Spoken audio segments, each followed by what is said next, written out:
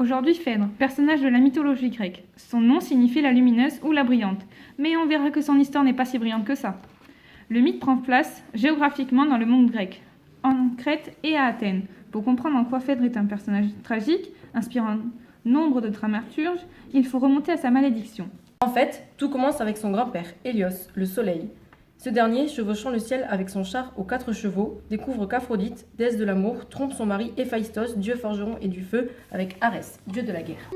Il décide de prévenir l'époux trompé, qui piège sa femme à l'aide d'un filet magique, placé sur le lit pour emprisonner les amants. Il convoque tous les dieux qui n'hésitent pas à se moquer.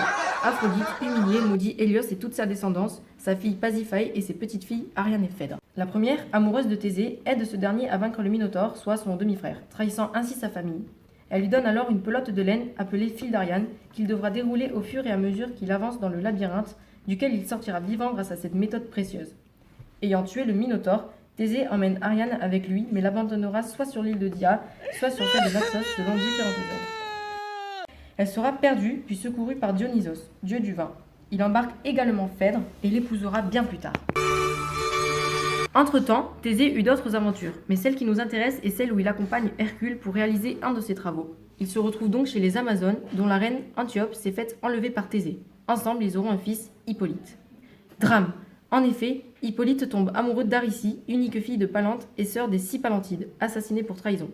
Il l'a laissée en vie à la condition qu'elle ne tombe jamais enceinte. Phèdre, désormais mariée à Thésée, aura 2 garçons, Acamas et Démophon. Elle a un énorme coup de foudre pour son beau-fils, Hippolyte. Elle combattra jusqu'au bout le sentiment criminel de cet amour incestueux. C'est lorsque Thésée fut déclaré mort que les aveux se firent. Hippolyte avoua son amour pour Aricie à son gouverneur Théramène. Plus tard, Phèdre se déclare à Hippolyte qui la repousse. Thésée revient et les problèmes s'accentuent. Phèdre, devenue folle, décide de mentir à son mari en lui déclarant que son fils a tenté de la violer. Son père, fou de rage, implore Poséidon pour qu'il punisse son fils.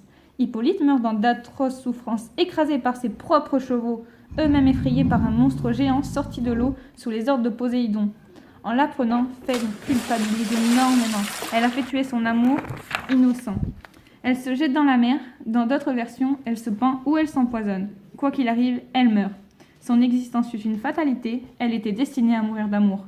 Mais une question se pose sur ce personnage faible, tragique et maudit. Était-elle vraiment coupable ?